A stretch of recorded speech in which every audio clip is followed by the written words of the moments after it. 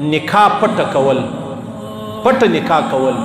د الله رسول فرمایي نکاح په ښکاره کول کیږي او بدکاري په پټه کول کیږي. صحیح سلو. زموږ په دې معاشره کې داسې خلک سته، ډېر خلک دي پټې پټې نکاحوي کړي دي، پټې نکاحوي کړي دي. یوه نکاح ښکاره ده، بیا نو یار ته وایي هغه خو نو ما ته پلار راغوښتي، هغه د پلار دپاره ده، زما خپله جلا ده. ما ته یو زنانې ویل مولوي صاحب زما خاوین زه په کاغذانو کې لور لیکلی یم، دا زما لور ده. دویم واده دی لري، اول واده لري، زه دویم سولم په کاغذانو کې زه لور مطلب ولیکلم چې دا زما لور ده.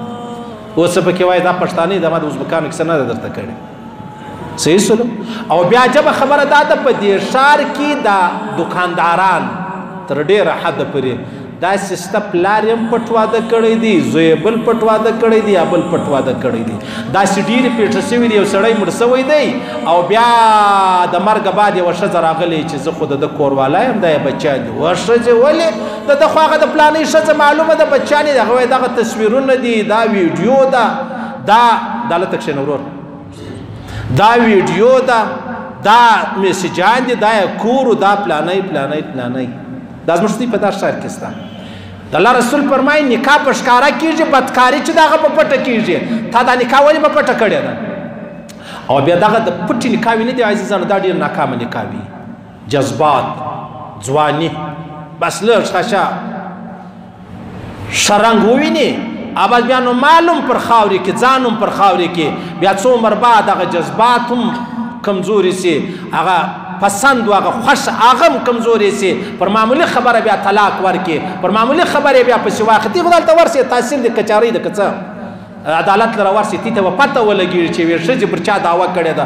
لوی املا به یې، پیر به یې، هغه به یې، سید به یې، لوی تجار به یې، مشر سړی به یې، د قوم مخور سړی به یوه ښځې به دعوه کړې زه د کوروالا یم، او دی به یې مني نه، طلاقوي هم نه، مني هم نه.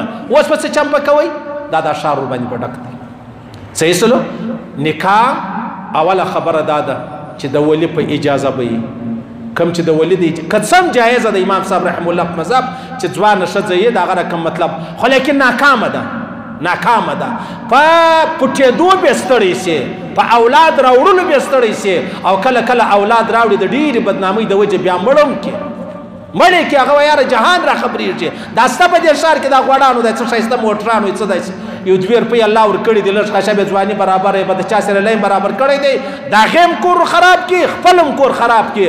هغه دونه بېوقوفه ده به دا یې سر نه خلاص چې دا سړی کور لري، جایګیر لري، بچان لري، ښځه لري، پلار لري، مور لري، هر څه یې معلوم دی.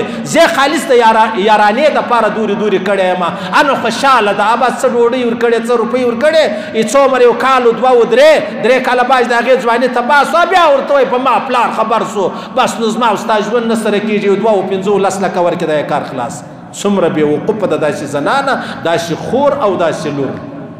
وسواس او دا نکاح به همیشه ناکامه وي او دا به خرابه وي. دا مې د جهالت یوه خبره درته وکړه.